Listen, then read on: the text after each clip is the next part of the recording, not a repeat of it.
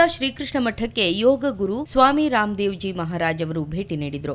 ಪರ್ಯಾಯ ಪುತ್ತಿಗೆ ಮಠದ ಉಭಯ ಶ್ರೀಪಾದರು ಪೂರ್ಣಕುಂಭ ಸ್ವಾಗತ ನೀಡಿ ಬಾಬಾ ರಾಮದೇವ್ ರವರಿಗೆ ಶ್ರೀಕೃಷ್ಣ ಮುಖ್ಯಪ್ರಾಣ ಹಾಗೂ ಗರುಡ ದೇವರ ದರ್ಶನ ಮಾಡಿಸಿ ಶ್ರೀಕೃಷ್ಣನ ಪ್ರಸಾದ ನೀಡಿದರು. ಉಡುಪಿಯ ಶ್ರೀಕೃಷ್ಣ ಮಠದಲ್ಲಿ 1 ತಿಂಗಳ ಕಾಲ ಯೋಗ ನಿದ್ರೆಯಿಂದ ಭಗವಂತನನ್ನ ಎಬ್ಬಿಸುವ ಪಶ್ಚಿಮ ಜಾಗರ ಪೂಜೆಯಲ್ಲಿ ಬಾಬಾ ರಾಮದೇವ್ ಅವರು ಪಾಲ್ಗೊಂಡಿದ್ದರು. ಶ್ರೀಕೃಷ್ಣ ಮಠದ ಗರ್ಭಗುಡಿಯ ಸುತ್ತಲೂ ದೀಪಗಳನ್ನು ಬೆಳಗಲಾಯಿತು.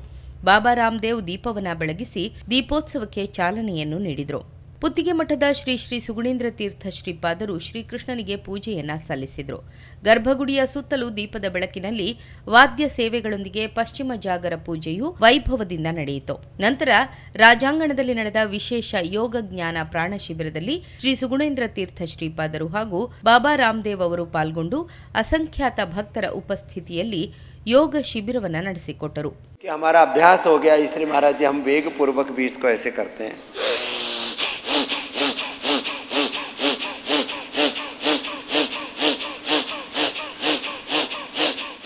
ಗೀತಾ ಮಂದಿರಕ್ಕೂ ಭೇಟಿ ನೀಡಿದ ಬಾಬಾ ರಾಮದೇವ್ ಅವರು ಪುತ್ತಿಗೆ ಶ್ರೀಪಾದರ ಕೋಟಿ ಗೀತಾ ಲೇಖನ ಯಜ್ಞದಲ್ಲಿ ಪಾಲ್ಗೊಂಡು ಧನ್ಯತಾಭಾವ ಹೊಂದಿದ್ರು. ಪತಂಜಲಿಯ ಬಾಲಕೃಷ್ಣ ಆಚಾರ್ಯ ಅವರು, ಪುತ್ತಿಗೆ ಮಠದ ದಿವಾನರಾದ ನಾಗರಾಜ ಆಚಾರ್ಯ, ಪ್ರಸನ್ನ ಆಚಾರ್ಯ ಉಪಸ್ಥಿತರಿದ್ದರು.